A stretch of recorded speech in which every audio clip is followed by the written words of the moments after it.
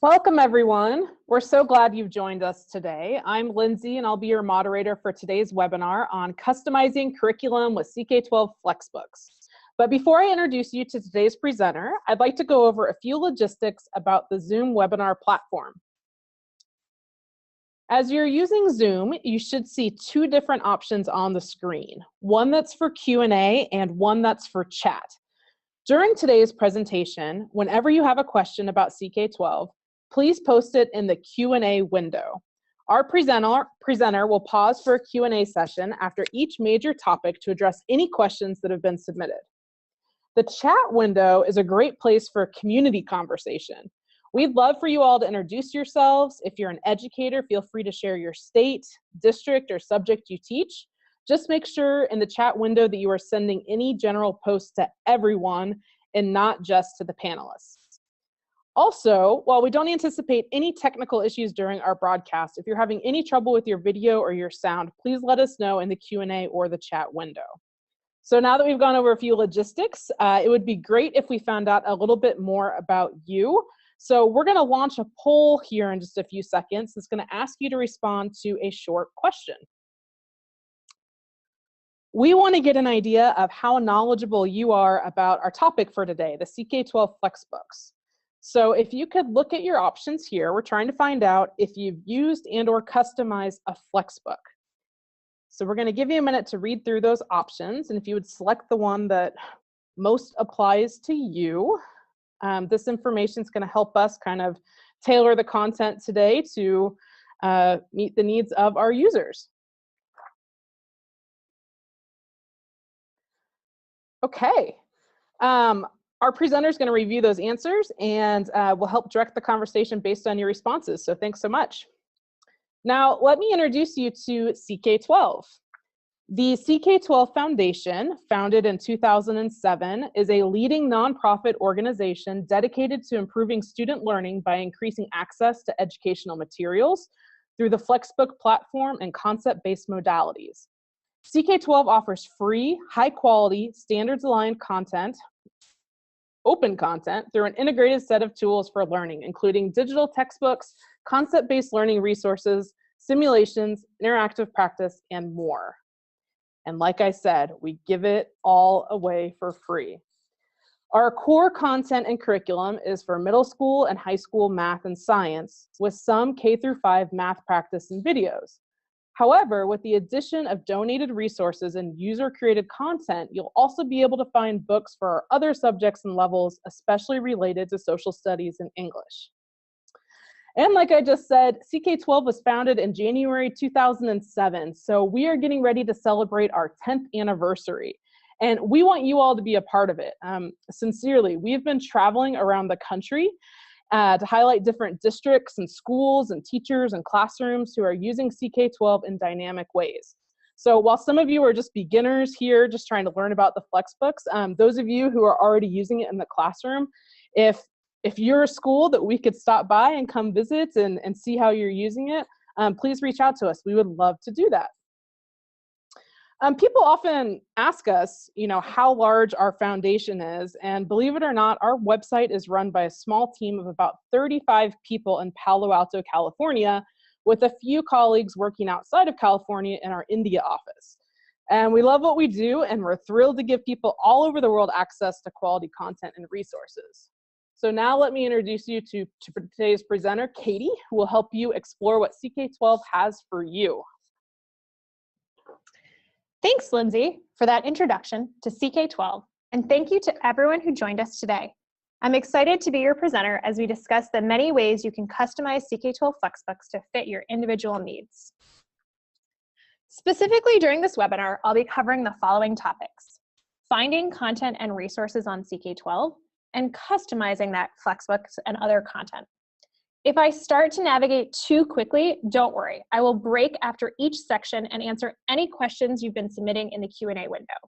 I also encourage you to continue to post in the chat window. I know one person has already introduced themselves, so feel free for the rest of you guys to introduce yourselves as well.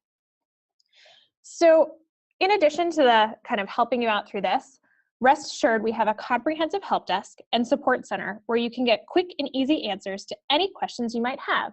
as you're exploring on your own in the next days and weeks after this webinar. You can access this information from the Help option on the top menu bar or on the side tab that says Support. So let's get started with a quick tour of our site. When you go to www.ck12.org, you will find an educational platform providing standards-aligned STEM resources that can be accessed anytime, anywhere, and on any device for free. You'll notice that we have a lot to offer, from interactives and adaptive practice to study guides for students, or to content created by us and other educators if you're looking at the teacher version of this homepage. If you look at the bottom, you'll see the multiple STEM branches as well, and a little bit of other content. To use these resources, all we ask is that you quickly join if you're new, or sign in.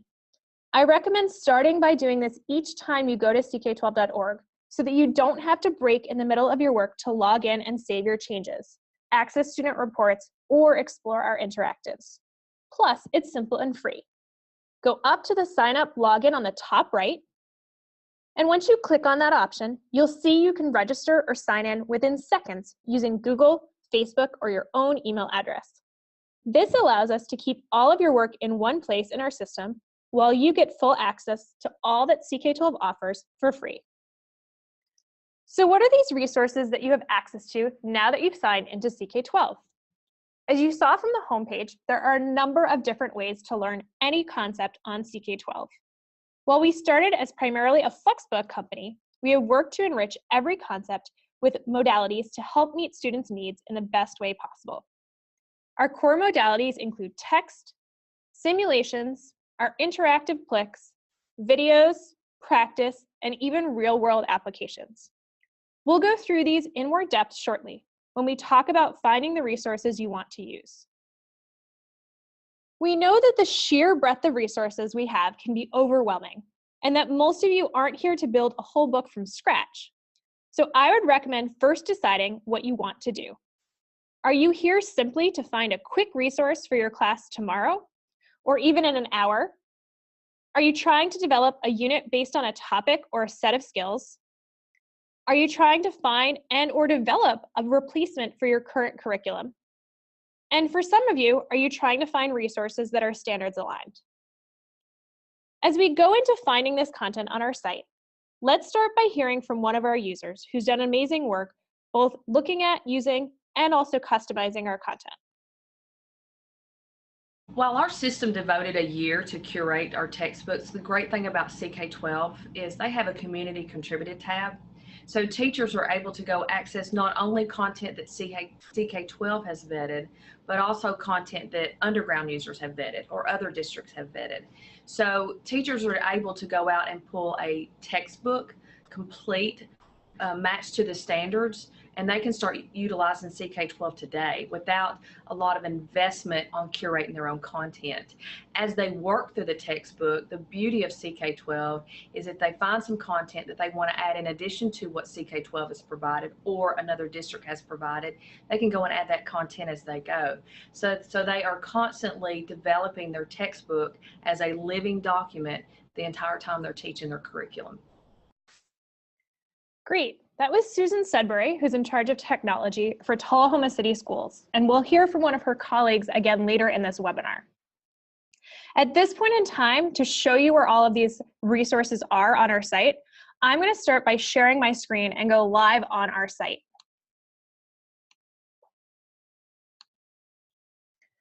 So hopefully you can see our homepage, and as you can tell, it's a little different from the page you saw that was the student version. We have some announcements in this carousel that goes through, and then standards aligned FlexBook, and as well as a link to Jumpstart. We'll go through those more throughout this webinar. And then you get down to the same core content, exploring, and the branches. Now, anywhere on our site, if you see this bar at the top, this is a great choice for searching for content. So if I go in there, and let's say I'm teaching a unit on rocks, I can search for the word rocks, and it will bring up our search results within our system. You'll notice a link to the concept on rocks, as well as different reads, videos, etc. that have to do with that. You're welcome to filter by grades or by subject. Let's say I'm teaching chemistry. and I wanted to see what fit in there. And you'll also see throughout our site 2 different tabs on a regular basis. You'll see CK-12 content as well as a community contributed tab. And so what you should know is that any content in the CK-12 content tab is content that we have created, we've partnered with an organization, we've had authors write or create and go from there. Community contributed tab is where you'll be seeing your content if you publish it on our site. And that's content that other users have put up there. And because there's a significant amount of content in addition to our core content, you're welcome to explore that, but we don't consistently curate all of that content. So know that if you're looking for the content that we've been through and we've backed and examined and updated and kind of worked on from there, you'll see it in the CK-12 content.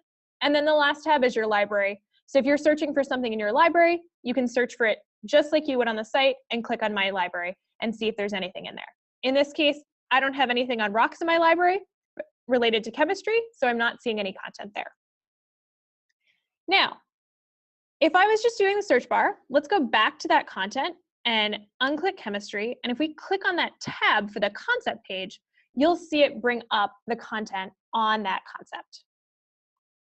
For any concept page, you'll see a number of different options. You'll see our featured content at the top. So here you'll see some of those modalities we were talking about, that read, video, practice, and even a Plex related to this. And then you can go down and see all of the other resources tagged to that content, both here for CK-12 content, community contributed content as well. When it goes through from there, you'll see it looks like a number of people have customized the read on rocks. And if I go back to our CK-12 content, you can always readjust the leveling. So we try to often, especially for core content that shows up a lot across math and science, we try to give you some options, maybe a read that's more basic that might be helpful if students are struggling or something like that. So that's one way to find content on our site. You can just simply search for a topic you're looking for and go from there. You could also go back to the homepage. And let's say you had a book that you were working with and you wanted to add content or some sort of interactive that went with it. You could click on the simulations. Now these right now, we've launched our physics simulations and some chemistry simulations. So you can kind of click between those two. And for any simulation, you can go through and you can filter it by topic, and then you can go into the simulation itself. And let's say I wanted to do this ramp and piano one. You'll see a question that starts it off, and it'll start playing a little video that walks them through the scenario. What we call our sandbox, where students can adjust different components in the system of pieces working together. They can say, okay, I want a couple people to help me get this up the ramp. And then they can say, oh, that worked, great. But if I just had myself and I had a super short ramp, could I actually get it up there? Doesn't look like it. So they can really explore that content. They can continue forward and answer questions, and these questions will bump them back to the sandbox where they get to set up the system and then submit it. And I'm going to exit out of those questions. And then the last piece of any simulation is other kind of examples that relate to the same concept in this simulation. So our simulations are really complex systems that work together, and you'll see in our newest simulations that same kind of pattern of different components within the sim. If I click on CK-12, can go back to here and go back to our home page again. That logo is super helpful to navigate, so keep using it. And then maybe let's explore our PLIX for a second. So our PLIX stands for Play, Learn, Interact, and Explore. And this might be something great to work with as well.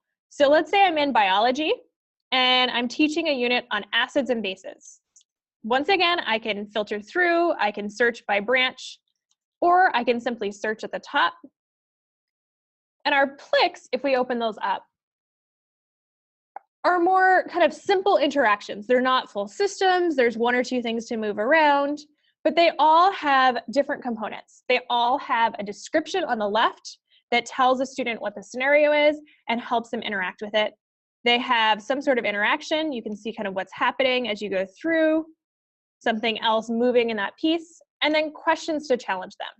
And these questions should go from kind of a basic, did you understand, did you interact with the PLIX, to more higher level analysis and application questions as you work your way through. So that's a great resource if you want to just add interactives, either those complex systems for physics and chem, or across math and science are Plix. If I go back to the home page again, actually, let's go back one more. Sorry, I think it didn't quite catch that. It's going to load my interactives page, and I can go back to CK-12. And then similarly, if you just want your students to get some extra practice, you can click on the adaptive practice icon. And here, let's pick a lower grade. So let's say I am teaching 4th grade, and I'm working on a unit on time, and I want them to do practice on looking at the clock and telling the time. And this is a great way for you to kind of just see what that practice looks like. And we've done a number of different webinars on practice, and it has a lot of different components. So I recommend checking out one of those recorded webinars or attending a future one if you want more details on practice. But we're gonna leave that place and go back into our homepage. And so those are different ways to add interactions within your content. So just a quick, I wanna teach a particular topic tomorrow, and I wanna supplement my curriculum with that. If you were looking to do more of a unit, I would recommend scrolling down and picking a particular branch, especially in math and science, where you can see the whole kind of sequence of concepts that a student might learn. Now you'll notice once you get on here, the concepts tab that we're working off of, and you'll see for students study guides, interactives if they're there, and then for physics and chem, the simulations link as well. And here you can see the different subtopics under our larger topics within that branch of math or science. So let's say you were teaching a unit on Newton's laws. You could pick kind of these different components. They're all concepts, and each one of these links to that concept page. And once you get to that, you'll see here, we have our read, video, practice, simulation, Plix, all of that featured content, and then some other content below it as well. So once again, our concept pages are a great place for everything to come together, and you can teach an entire topic just using those resources. Now, at the top of any of these pages, you'll see a link to our concept map. So if you click on the concept map, this is another way to kind of build out a unit and see what might relate to it and what you might want to go from there. So in this case, Newton's second law has green and blue options. So it's related to vectors. It has a link to Newton's first and second laws, some problem solving options. And you can filter if I just wanted science topics or I wanted math topics as well. And every single one of these things, you can then click explore and expand it. Or you could click on the topic and details. Nope. Let's see if I can do that. And it should pop up a couple of options that relate to that. Or I can click learn more, and it will take me to that concept page on CK-12. So if you really wanted to map out your ideas of what connected and what other topics you might want to relate, especially across math and science, that's a really great tool that you can use both from a concept page or from the branch page as a whole. Now, let's get into what you're really here for, which is customizing FlexBooks. And so the first thing you need to know is where to find that FlexBook. So let's say I was teaching algebra, and I'm trying to skip around different topics because I know you guys have different backgrounds or are teaching different areas. So hopefully this will let you see multiple options. So we saw our concept page. You see the Plix and the study guides, but we don't currently have simulations for algebra, although some of the physics simulations will definitely translate to some of the higher topics in algebra. If I click on the FlexBook textbook tab, you'll see a couple of options. So algebra spans both middle school and high school, and I can click between the two of them to see the books that are related to middle school or the books that are related to high school.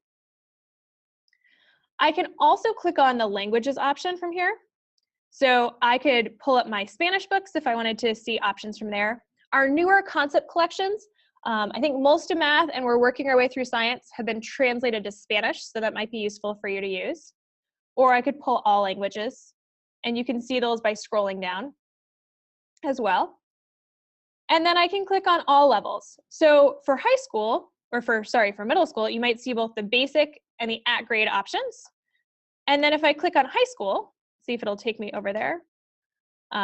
It should be showing you the options. Actually, it's showing all these right now. So it's showing you the options for Algebra 1, Algebra 2 with trig, and you might see those different pieces in there. So you can kind of navigate between the two of them as you go through. So that's how you could see your different textbooks. So the other option to find textbooks that are already made is to start by our schools page. So if I go back to the home page, and if you're seeing study guides here instead of this schools icon, just switch to the teacher version. Right now you'll see at the top the switch to student version option, but just switch back to the teacher version, and you can click on the schools tab to see other schools from your state or area that have created and customized and then republished their content to CK-12. So I'm in California, but we just heard from Susan Sudbury from Tennessee. So let's go down to that page. And you'll see, if you scroll down, a number of different books that they've actually created. And this is a great example where, in addition to kind of the math customization that they did using a lot of our content, they decided to use our platform to build out their own social studies curriculum and English curriculum. And so you'll see different pieces in there that other schools can now use. They created that, making sure they had the right license, and republished it. And you are welcome to start from any school nearby and use their curriculum and their content to start. The last way to find content on our site is by using our standards alignment. And this will not show up on the student page because, as a former teacher, I have yet to meet a student that really cares about which standard they're learning about that day. But if you're trying to match to standards, you could use the standards aligned FlexBook search to pull up a number of different options that might have any content that relates to it. Or you could use the standards piece up here and then click on the standards browser, in this case for Common Core Math, and then pick your particular area. So let's say geometry. And you'll see the standards for geometry and all of the related concepts that go with it. So in this case, let's say reflection symmetry is related to this standard.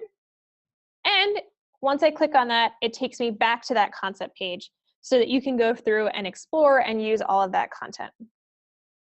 So at this point, let's stop for a few minutes to take some questions and give you a chance to explore if you want. So feel free to sign on and see if you can find a book that you're interested in customizing.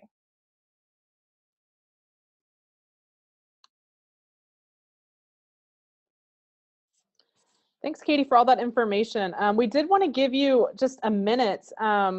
You know, we get requests during these webinars of, you know, can you break for a second and let me go explore the website and look at what you just learned? So we don't want to lose any of you, and we're going to get right back to content here in a few minutes. But if you did want to, I think you can press escape to kind of minimize this Zoom webinar browser. And if you did want to go to this www.ck12.org and see if you could find some content based on what we just said, that would be a great thing to do right now. We're also going to keep an eye on that Q&A window. Just a reminder, the Q&A window is really the best place for you to ask your questions because it kind of pops up in a neat fashion for Katie to start tackling some questions. There were a couple that were posted in the chat window. Remember to click everybody if you want everybody to see your question, or use the Q&A window to talk to panelists. So while some of you are exploring CK-12, let's go ahead and at least tackle a question here, Katie.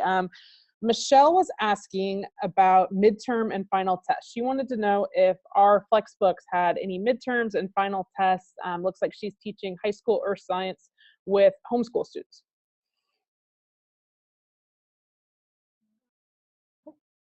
So I think there's kind of two different things that you'll see. And one of the things that I probably should have shared a little bit more, so let me share my screen again and show you one thing. And that's the difference between our original books that we published and our newer books that we published. So if I go back to here, and you said earth science, I believe. So if I click on earth science, you'll see our concept show up here. And then if I click on the tab, you'll see two different options. So you'll see books that say concepts in the title, and then you'll see our original book. And so the original book often has quizzes and tests built in. I know the original math books have chapter reviews built in. Some of the original science books have a separate link for quizzes and tests that relate to that. So that's one place that you might be able to see quizzes and tests. But the newer books, the concept books, what we did to translate between them is we took our original book and we said a lot of these lessons in kind of a traditional textbook have more than one skill within any lesson. And so we really wanted to break those down into those individual skills, or what we call concepts. So you'll see the table of contents for Earth Science is shorter for any chapter than it is for the Earth Science concepts, because one lesson might be broken into 2 or 3 other lessons in the concept book. When we made that change, that was done with the idea of creating those concept pages I was talking about. And that's where you'll see the adaptive practice component. And so what we did is we tried to take a lot of our practice out of the book itself and put it into our digital system, which means that students can answer questions online, they can get immediate feedback, and you can even customize that and create your own quizzes and tests. And since students really they can log in, they could get access to these, they could share them, throughout the course of time. That's a great way for you to create kind of a midterm or a final exam using that, and then either download it as a worksheet or have them do it directly in our system. And you're welcome to customize that content to fit your needs, but we really kind of took out that component of practice and overall review when we transferred to the concept page. So hopefully that answered your question there. If you have other ones, feel free to keep posting and going from there. And for those of you who are on CK-12 right now doing some exploration, if you have a question based on what you're finding or what you're not finding, again, in the Q&A window, ask us if you're looking for a certain concept or subject that you're having trouble finding. So it looks like Michelle just asked us how to create a test. That is a completely separate topic because it would involve explaining how our adaptive practice worked and all the rest of that. So I would recommend 2 things. One, definitely respond when we give you kind of a feedback at the end of this and say you want more webinars on our adaptive practice system, and let us know what timing works and how that works. And we can do another one. We do have in our archived webinars page an entire hour webinar on adaptive practice, which includes how to create those quizzes and tests. So you're welcome to check that out in the meantime before we schedule our next round of webinars. So I would say check that out first, and then you can always email support@ck12.org and we can point you towards more resources for how to create that. And for any of those types of questions that might not get answered in this general webinar, again, always feel free. We're going to shoot up lots of email addresses at the end where there's lots of different ways to contact us, and we'll answer any individual questions if we don't get to them tonight. So Katie, another question just came in Q&A. It looks like Roberto wants to know how to find the concept map for geometry. Yeah, so we have 2 options here. One, it looked like you were talking about Common Core state standards. So if you're looking for the standards, back on that homepage, the standards browser is up at the top, and you'll see that on the homepage for a teacher. So just go back to the logo, make sure you're in the teacher version, and then click Common Core Math. And that way you can see kind of the standards browser, you can pick your topics, so geometry specifically, and you'll see the standards that relate to that. So if you're asking about standards, that's the way you can find the Common Core standards for geometry. If you're looking for that interactive concept map that I spoke about, back on the homepage, just browse down to geometry. And you'll notice a lot of these just have basically like ck12.org/geometry as their webpage. So you can always shortcut to there if you wanted to do that. And once I'm on the geometry page, I can then click on concept map up at the top.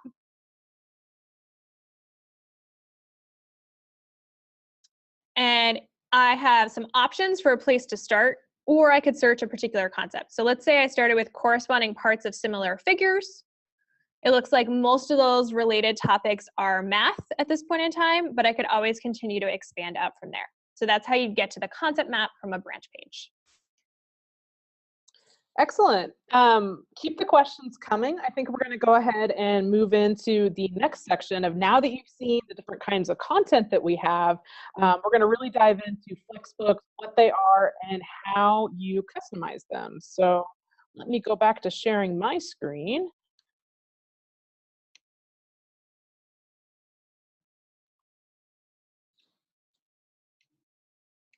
Great.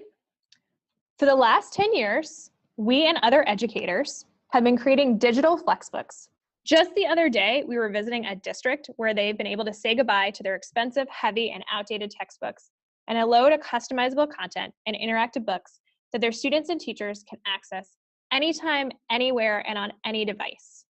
So, what is a FlexBook? Our FlexBook platform allows users to edit or create content to produce a custom textbook. So its name is derived from the words flexibility and textbook, and they're designed to overcome some of the limitations of traditional textbooks, as well as to reduce the cost of textbooks for the CK-12 market, because they're all easily accessible, customizable, and 100% free to our users. So why? FlexBooks are ready to use or easy to tailor to your specific course and then share with your students. Anyone, including teachers, students, and parents, can simply use the book as is, or, if compelled, can delete chapters, reorder the lessons, edit the text, or embed links and videos. Currently, there are almost 150,000 variations of our FlexBooks customized on our site from users around the world.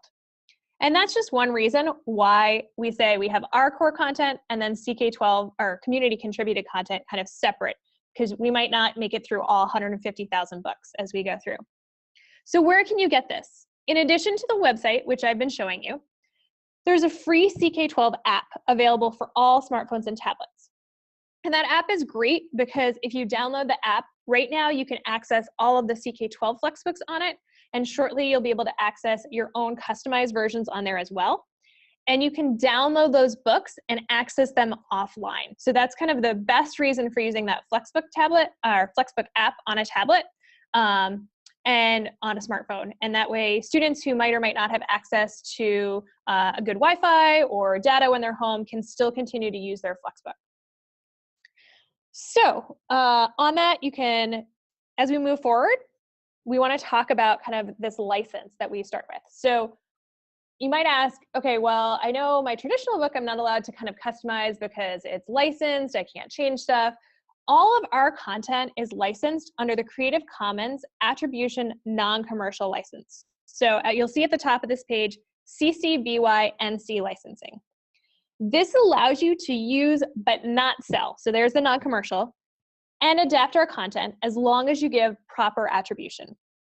It also means that as you think about customizing content and adding in your own images, media, etc., that you need to make sure you have the rights to use it within our platform. So as we start talking about customizing content, we're going to go back to Tullahoma City Schools and hear from our superintendent, Dan Lawson, about his district's use of FlexBooks. So we were just there in Tennessee, and I love what he has to say about buying relevance with his students through customization. So let's play this quick soundbite from you for you from our interview. Yeah, as we think about customizable content, certainly the importance is not so it'll simply look like our community, but it's a tool that we use to buy relevance with our kids. As we think about a textbook that is created for Texas or Ohio or California or New York, it doesn't have a place, it doesn't have a person, it doesn't have a thing that connects with our community.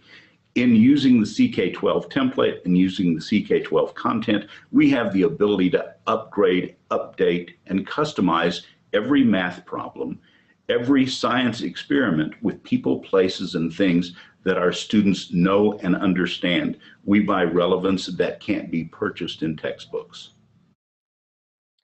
Great. So once again, that was Dan Lawson, and I showed you Tullahoma City Schools. So especially if you're working from ELA or social studies, that's a great place to start to find a FlexBook to customize.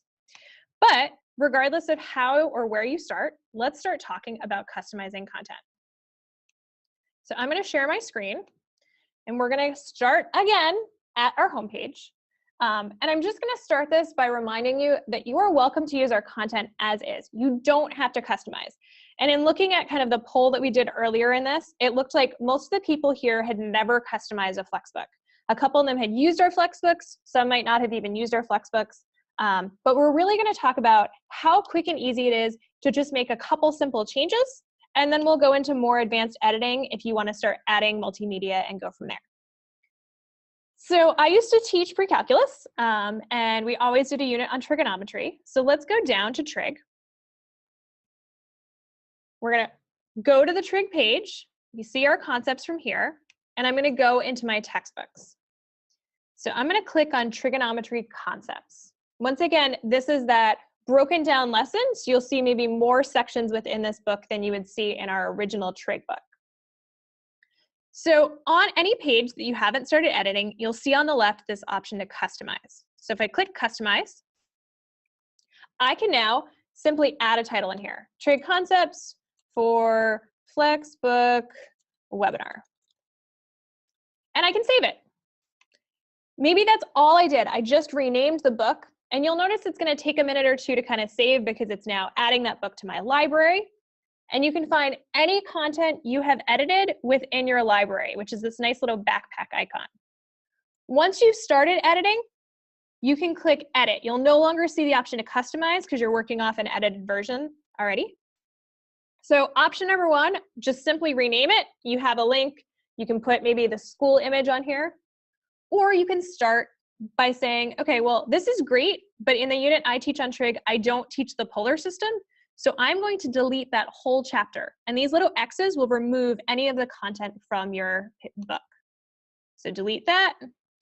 Yes, I want to remove that polar system. And if in the future I wanted to put it back in, I could always grab it from the original trig book and add it back into this book later. So no worries on that part.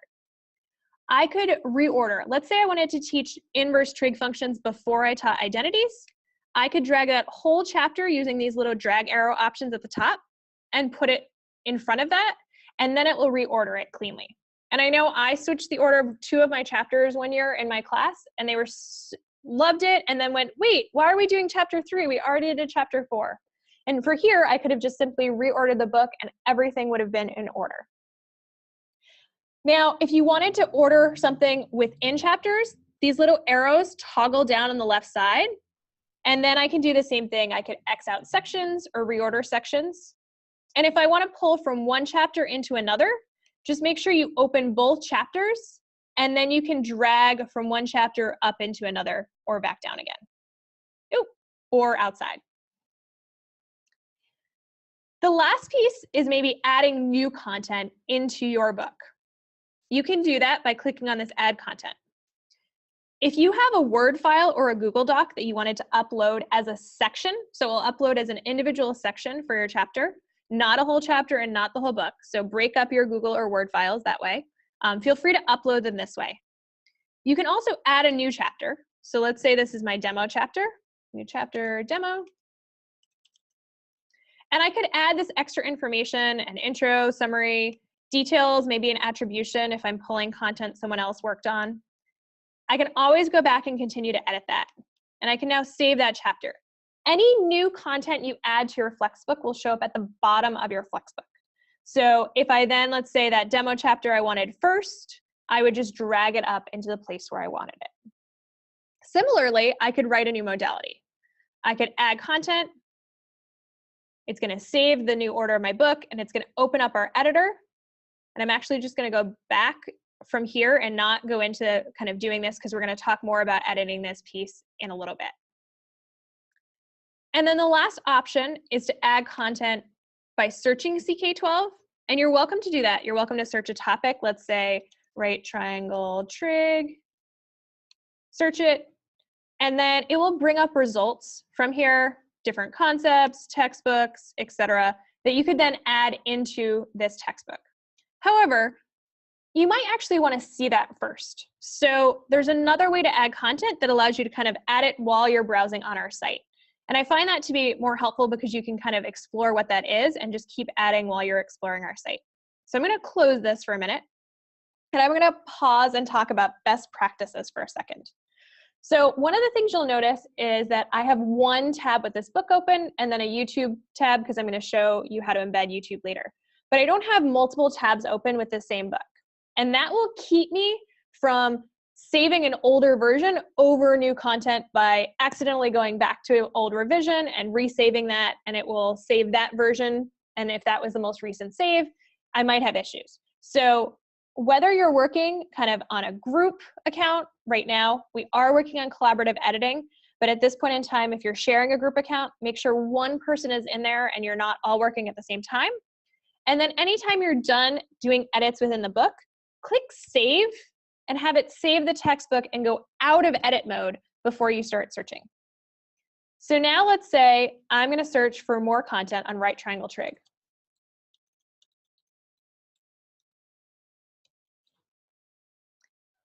When I'm on any read, so let's say I'm going to filter this by read as a reminder, and I want to filter by, let's say, 10th grade. So maybe the Pythagorean theorem. That might be a great read to include. I can then add that. You'll see this little add to FlexBook textbook option on the left. And you know, that was really quick, so let me go back for a second. So on any page, this is a read page. I can do the same thing for a chapter or for a whole book if I'm in a different book that I want to add. You'll notice the option to customize it, or right above that, I can add it to a book that I'm already working on, or I can create a new FlexBook. So we're working on the trig concepts book that we were talking about today, and I'm going to add that in there. Just taking a second to add it. And once again, if you remember, we'll see it at the bottom. So let's go back to our library. Open our textbook, and our library works similar to our search in that I can filter. So I can say I only want to see my textbooks. I don't want to see other stuff, or, oops. It looks like I was pulling a piece out of there. See if that works. You know what? We're having trouble with that adding. It might be the little added symbol in the title, but let's say I went into another book. So if I go back for a second, I'll add it to my physical science book instead. And I'll figure out why that one isn't loading quite yet. And then I add to FlexBook. Let's add it to this one, and you can see it at the bottom, just so that you see where that shows up. So if I go back to my library, physical science concepts, you'll notice that since this was done after, it was the first one that showed up there. And you'll see this section right at the bottom. And if I simply chose edit, I can then drag it and put it in wherever I wanted it to be. So that's kind of your super quick overview of the biggest ways to just change content. Remember, we were able to rename, we were able to delete content, reorder content, and add new content to that book. So let's say I wanted to add content on right triangle trig. So if I actually went into this, or in this case, the Pythagorean theorem for solving right triangles, I can edit this from here. Now, it might be better. Let's say I go back in. I'm going to actually reload the trig book just so you can see it. Just so give me 2 seconds. And when I get in there, I'll be able to see that particular book. So our trig concepts book. And now if I go back in, I can edit this book. And I can go into any section that I want. So let's say I was going into graphs of trig functions. And I wanted, or not even graphs, let's just do the introduction to trig. So I was doing right triangle trig. We had just been talking about that. So if I go into sine, cosine, and tangent functions, this is the level at which I can actually edit the content itself. So the super quick version, add, delete, reorder, great. But if I want to edit the content itself, it is not liking this page. So I'm going to pull it up again. I'm going to blame the funky symbol that I tossed into the title of that book. But if I go to my library, you can also blame the rain because it's raining right now and it never rains in California. So we're probably just not prepared for the rain, and it's causing problems with their internet. Great. So if I pull this again, and I go back here, you'll notice that because I saved this with a different title, I still have the option to customize it again. So if I just click customize on here, we'll do take 2 on this and see if we can save this. And I'll show you what should happen when you get to your library. You should then be able to open any content. So go to my library. I can then click on my concepts. I can then edit this book. Oh, no, look, it works beautifully. So if I go into my introduction and I want to edit this particular piece on sine, cosine, and tangent, you'll see the first thing it does is ask me to save a name, a new name if I want, or I could just leave it as is. So let's say demo for webinar, and I can click save.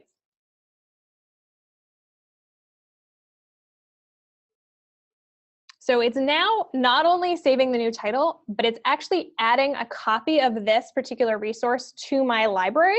So I'll be able to find that within my library as well.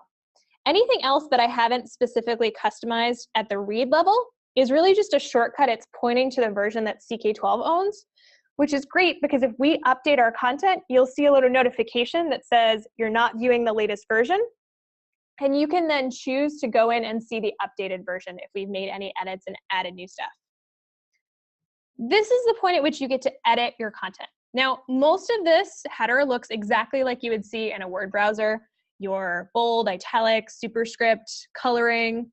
You can see different colors from here.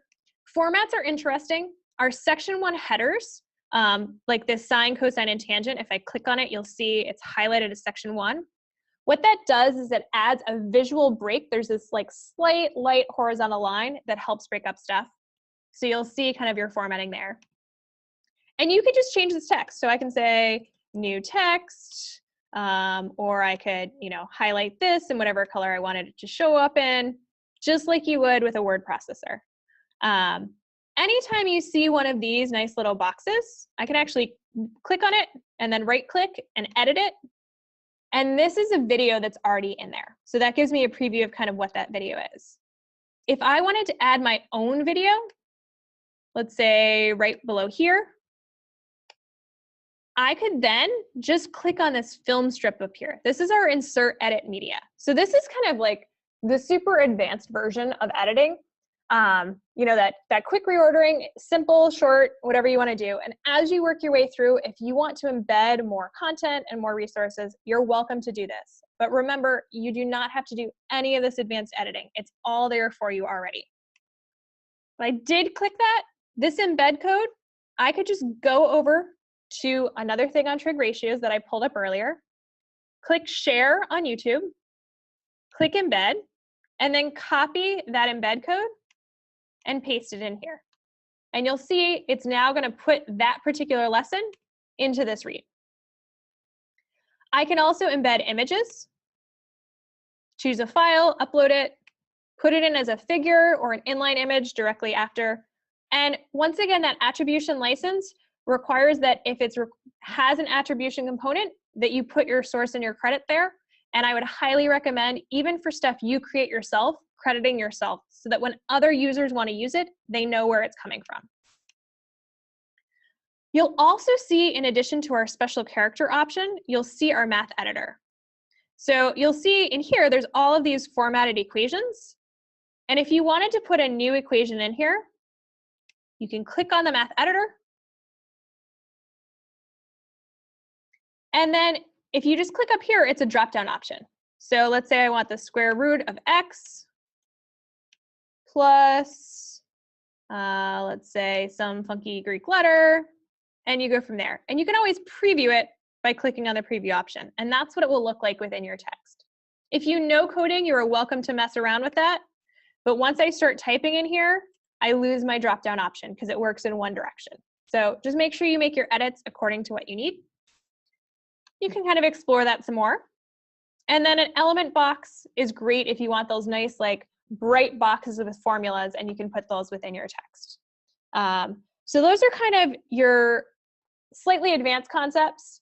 As an FYI, we had a question about assessment. That same insert media will allow you to embed our practice within your read. So that's a great piece. The last component about editing, whether you just changed the title, you made some quick updates for content by reordering or deleting, or you actually went into the level of this text and did more advanced editing or writing from scratch if you really wanted to, you're gonna then want to click finalize when you are done. So draft mode is great if as you're working through, but other users, including your students, will not be able to see your content until you finalize your draft. You can always go back and edit again, but the most recently finalized version is what will show up to other users outside of the account. Once you've finalized it, you have some options to share your content with your students, with other colleagues, or even with the world as a whole. So the first thing you'll notice is at the top of any read, there's a unique URL if you've worked on it. So in this case, there's this user piece and some sort of CK-12 trade concepts component. Take 2, because we were doing this again. And I can just copy that URL at the top and share it with other users. I can share it in email, on my class website, wherever I want it to be. You'll see the option to share to groups. So especially if you're doing assessment, that's a great place to work with. But I could just share this to Jumpstart, or I could keep scrolling down and let it slowly load other options. And I could share this to that particular group, and they would then be able to see that resource within the groups feature. Now, groups is most useful for assessment. So if you're looking for more information on that, then I would definitely check out our assessment webinar or a future webinar on that piece. The other option is to share via this green share plane. And once again, a lot of our things are available both at the read level or at a chapter or whole book level. So I could share that book in an email, typing in another email and clicking send, or share it on social media, or even we're integrated with Google Classroom, so you can share that content on Google Classroom and your students and other colleagues can see it there. You'll notice that those share options are totally fine whether or not I've published my content. So that link is a direct link to there, and once you share it with your students, they could share it beyond that piece. But if you want other people to be able to search and find your content, then I would recommend publishing your content on our site. Published under the same license, but the difference is if I search for this, so sine, cosine, and tangent functions, right now I'm not going to see this on our site. Well, I will because I'll be able to find it in my library, but any other user won't be able to see it. So if you want people to be able to find it in search or find it in our schools page, make sure you publish it. And then if you wanted to, as a school or district, create a whole school page like we saw for Tullahoma, just go to that schools page, and you can claim a school if a school is already on there and maybe the teachers left, or you can contact our support team and get your school added to that page and then manage it and add all your content on from there. So, kind of crazy levels in terms of simple, quick edits, all the way up to more advanced editing. And I know that was fast, so let's give you some time to ask questions or try customizing. Yeah, we've had a couple of interesting questions come in. One that relates to the multimedia that you were just showing. A viewer was asking if you must have an embed code to upload content. Yes, so the way our content works, actually, if you put the link for the video, it looks like most of the time it will pop up that video within the system. So for example, let's say I put this link to this video here. So let's go back to my library. Now in my library, you'll see two things. One, you'll see the book as a whole, and then you'll see this read now that I've customized that particular read. So let's say I just pulled that part there, I open this section up, I click edit. Now, one thing you should know, I'm doing this kind of backwards, so I will need to go back and update my section from the book itself if I want it to be within that book. So if you were really doing this for a book, I would recommend starting at the book level and editing in that direction. But if I go in here and I simply paste in this particular piece, it actually is now set so that it will embed that video for you already. So if you have a link to a video, you're good to go from there. If you have your own videos, I recommend putting them up online somewhere so that you can then use that link to share. We don't host those videos on our site. We're hosting so much other content. So make sure that they're hosted somewhere that you can then link it and embed it that way. Okay, the next one. The question is from Stephanie, and it says, is read content that has been created by schools and is located in their FlexBooks also searchable? Yes. So I'm going to just keep this as a draft to make it simple. So if I searched for, let's say, I can actually search for Tullahoma. That was our example we were using today. So I could search for their content, and it would pull up a bunch of reads. It would pull up some books. If you notice, it defaulted to the Community Contributed tab. We don't have any reads on Tullahoma ourselves, so there's no content from us. But I can always click over to that community contributed tab to see the work that they have been doing. In this case, most of their content is full FlexBooks, but I could also pull up reads that are specifically tagged to them as well. And then I could, if I was searching for any topic like ecosystems, I could then go, you'll see our different options, both in life science and biology, or in the community contributed tab, different reads that users have done. And at the bottom of any modality on our search and within the page, you'll see created by. And so that means that they have customized that in some way. It may just be simply that they customized it and updated a name or an introduction, or they might have rewritten it from scratch.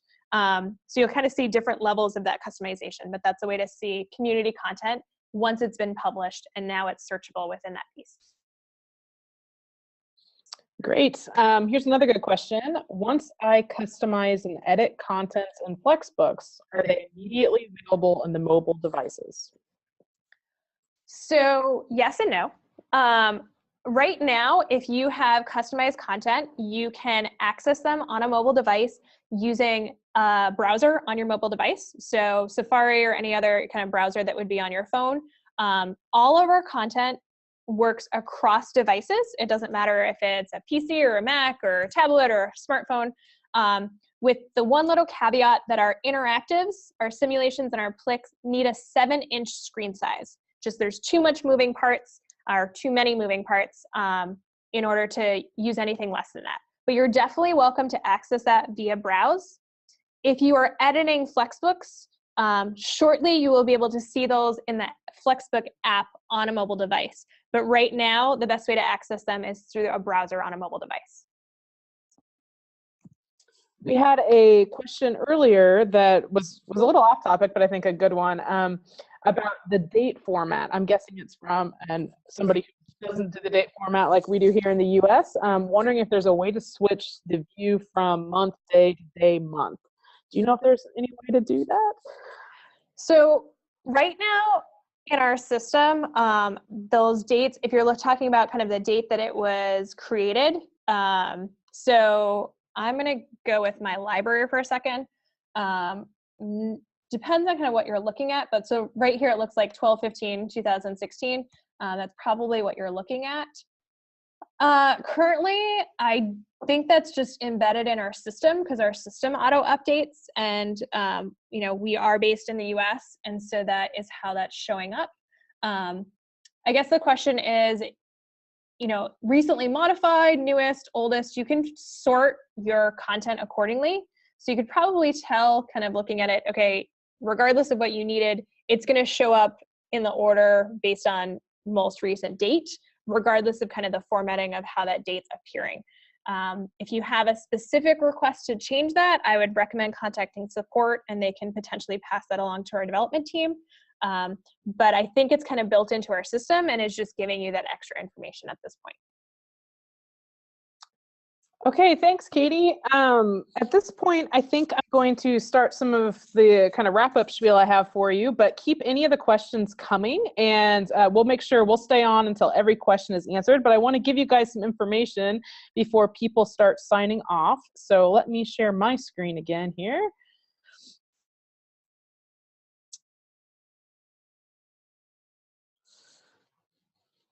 Okay, so before I even tell you about the webinars, I guess the most important thing we want to get across to you guys is that there's lots of things you can do with the FlexBooks. You can just take one of our books, change the title, and have it in your students' hands tomorrow. It does not have to be complicated. You don't have to make a lot of edits, rearrange everything, do multimedia formatting. But for those of you who do, we do have very advanced tools where you can get a very specific customized book for you. So what you need to do is, you guys probably need to do a little homework and just explore and, you know, really just go for it. You know, sign up, sign in, download our free apps, explore this practice tool that we've referenced a few times, and just experiment with the customization process. There's really no better way to learn than to just jump in and try it out. We're going to continue to have webinars. We're working on our 2017 schedule here. This is the last one of 2016. We run a monthly, what we call Everything CK-12, that really touches on each of the pieces of our website with the interactives, with the practice, with the assessment. So that might be one you want to check back in on. We're also going to run some topic-specific ones, like this was on FlexBooks. We'll do one on practice. We'll do one on interactives. So check back in with us on that. We also want to invite you, we're going to put an email up here in a second, to email us if you have a particular topic that you really want us to cover, and maybe even a particular time. We're so glad you joined us right now, but we know that the 4 o'clock Pacific time doesn't work for everybody. So we're continuing to experiment with what's going to meet your needs. I also want to let you know, if you haven't gone to our Jumpstart page, that's another resource that would be a great place for you to go. This past summer, we ran a 6-week program, and it took all of the major components of CK-12 and really went in depth week by week. So this Jumpstart page, kind of like our webinar page, has all of the archived videos and transcripts and a list of participants who might be in a city or state near you. Yet another resource for you. We also have a CK-12 Cafe, which is a forum for, we've got some for students and we have some for educators. So we'd love for you all to join our Jumpstart for Educators page. And we're starting to do some state-specific pages as well. So I'd recommend for you to check that out and have a conversation and continue to network with other people who are doing similar things to you all. Also, like I said, we're continuing to improve these webinars, and we really want to make them work for you. So if you could, we would love it if you would take a few minutes. I think this is a 5 or 6 question survey. If you could, I think the link's being chatted out here in a window. If you could click on that link, we're also going to email it to you in the next couple of days and give us a little feedback. That's going to help us continue to make these better for all of our participants. Like I said, it's our 10th anniversary, so don't forget, if you are working on something, send us an email. We'd love to meet you in person. We'd love to see your students and highlight all of the great things that you're doing. So again, thank you for joining us. I assure you that you are going to be supported by CK-12 during your entire process, whether that's building a FlexBook or using some of our other resources. You can send an email at any time to support@ck12.org.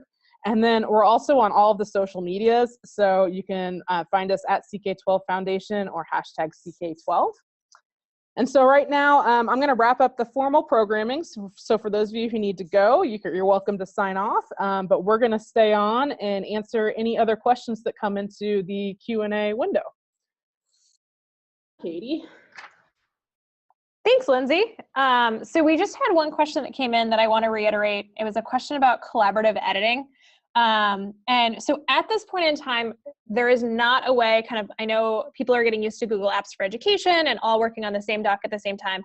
That's not currently an option in our system. And I would say that's not currently an option for multiple users or multiple tabs for the same user. That was the note I made about best practices. So make sure that one user is editing and saving and then moving on to the next piece before the next user kind of jumps in and maybe uses the same pre-calculus at whatever school account. We know that the ability to work at the same time is super important to teachers in schools, and so our development team is working on collaborative editing, and we hope to get that out to you shortly. And so that would allow you to kind of assign different pieces of the book to different people so that you could all work on the same book at the same time, but kind of on different parts of it. So right now, just share an account and make sure only one person is editing at a time. And then we've heard your request, and we are working on making that possible in the future. So it looks like those are the questions we have here. We'll stay on for a couple more minutes. If something else comes up, feel free to ask us, and then we'll kind of log off after that.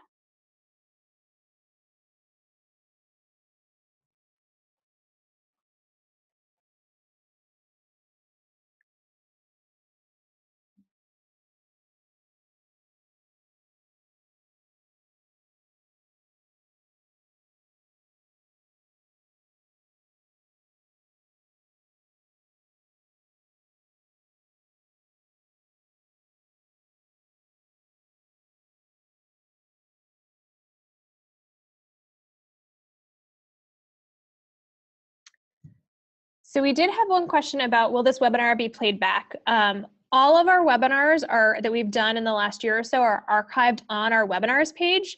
And this one will be posted probably tomorrow. And then we'll send all of the participants of this webinar a direct link. So you can actually go to that webinars page and then kind of access that webinar from there. So you are welcome to play it back and hear the beginning if you missed part, or revamp something, review something as we go through. And similarly, I know for some of those questions on other topics that we didn't focus on today, that's a great place to see that content. And another question was about coming to schools and working with teachers doing workshops. For the most part, because our team is so small, we don't have a whole team that comes to schools and works with teachers. If you do have a whole group, kind of an administrative team, you're welcome to contact us and see, if we could host a webinar or what that might look like. And I think a lot of that is based on case-by-case basis and what timing works out and how that works kind of with our schedule and with what you guys are trying to do. So I would say contact support@ck12.org, asking about a particular situation, and we can talk about what that might look like. But in general, just because our team is so small, we do not come directly to schools to work with your teachers in a workshop format.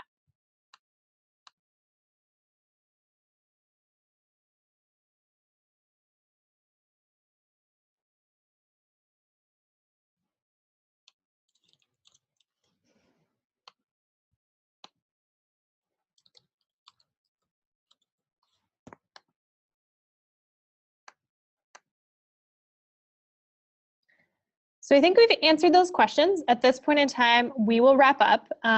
But once again, we are here to help. Use our help desk, support@ck12.org, check out the webinars or Jumpstart page, and really let us know how we can help you better understand and use our product as you work through. So I hope everyone has a wonderful evening, and we hope to see you in the new year.